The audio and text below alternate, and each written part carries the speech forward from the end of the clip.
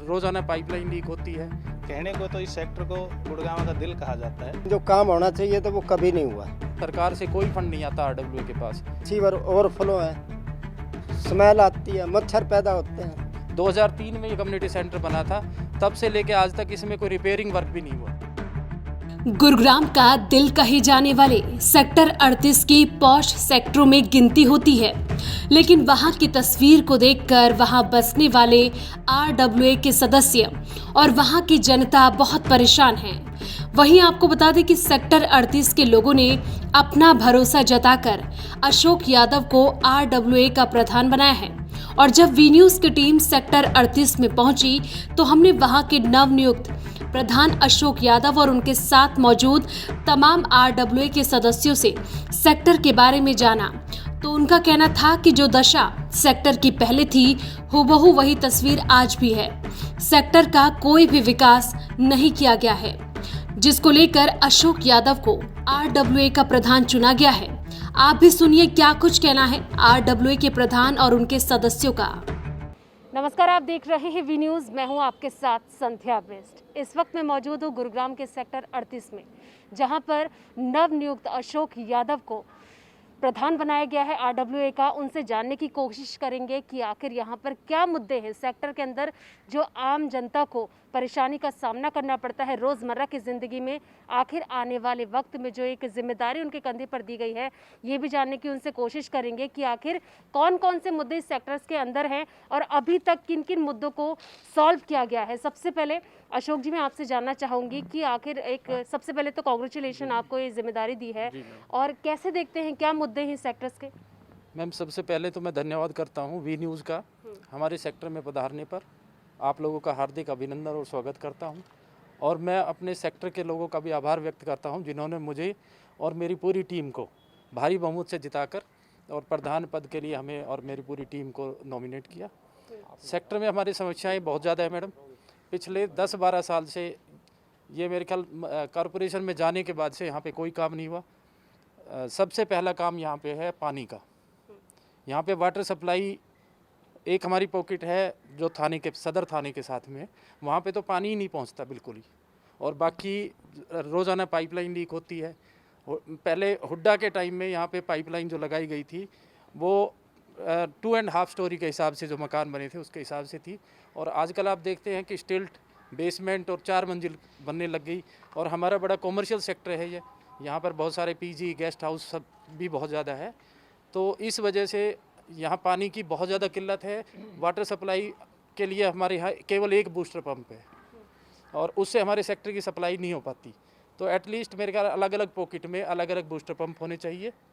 और दूसरा जो है यहाँ पे मेन और एक सड़क की समस्या है, रोड है। रोड मेरे ख्याल पिछले 10 साल से हमारे यहाँ कोई रोड नहीं बना, पैच वर्क तक नहीं हुआ है। इसके अलावा ड्रेनेज सिस्टम बहुत ख़राब है। बरसात के दिनों में 3-3 फुट पानी लोगों के घरों के सामने खड़ा हो जाता है। स्ट्रीट लाइट की प्रॉब्लम है। पार्क भी अनडेवलप्ड है। पार्क में इवन जो पानी देने के लिए हॉस पाइप तक नहीं है। पहले RWA के पास थे पार्क, तो थोड़ा बहुत काम हुआ। जब से ये नगर निगम में गए हैं उसके बाद से हमारे यहाँ पार्कों में भी कोई काम नहीं हुआ। तो समस्याएं तो मैडम बहुत है, और इन्हीं समस्याओं को सुलझाने के लिए हम आगे आए हैं। हमारी पूरी कोशिश रहेगी कि मैं और मेरी टीम दिन रात एक करके हम इन समस्याओं से निजात पाए।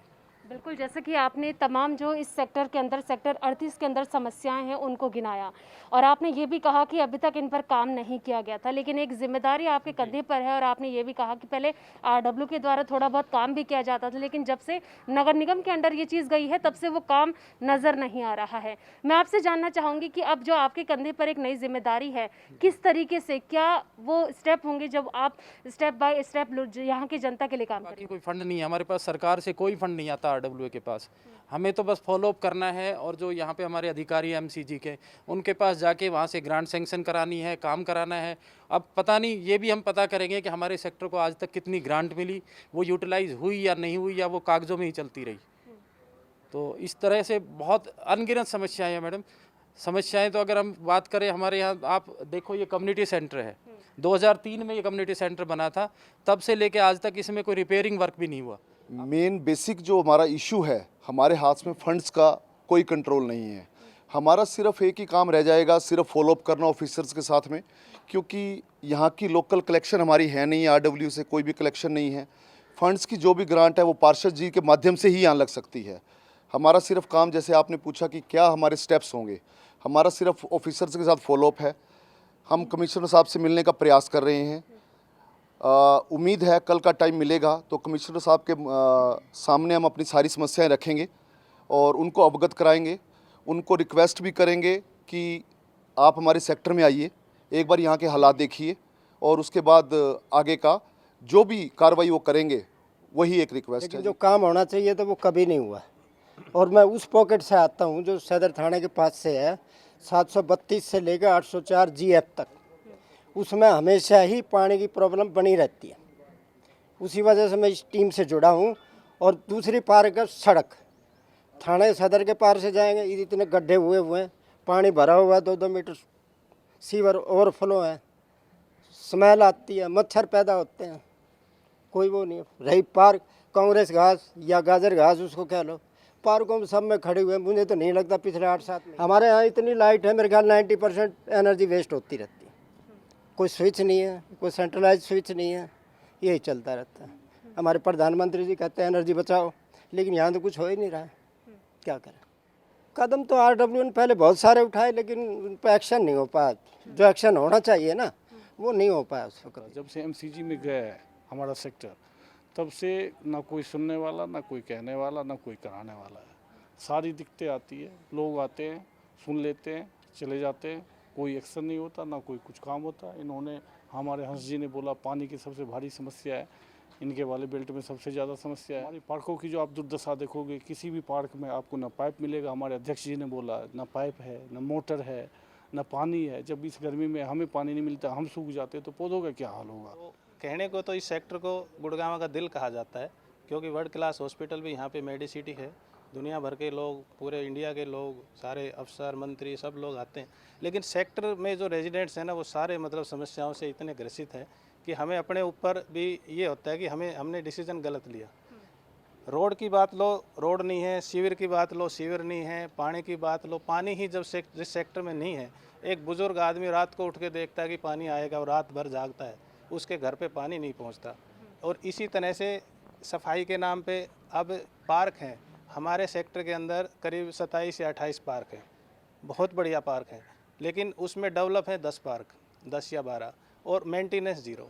अगर आज जाओगे किसी पार्क में, ना पानी के लिए पाइप है, ना वाटर कनेक्शन है, बच्चे उसमें क्रिकेट खेलते हैं, घास बड़ी बड़ी खड़ी है। हमें यही नहीं पता जिम्मेदारी किसकी है, किसको कहें। कोई कार्य नहीं हुआ। और जैसा कि आपने सुना होगा कि गुड़गांव का दिल कहे जाने वाले सेक्टर 38 की क्या दुर्दशा है, ये आपने खुद ही सुनी होगी, जो आरडब्ल्यू के तमाम सदस्य हैं उनकी ज़ुबान से ही।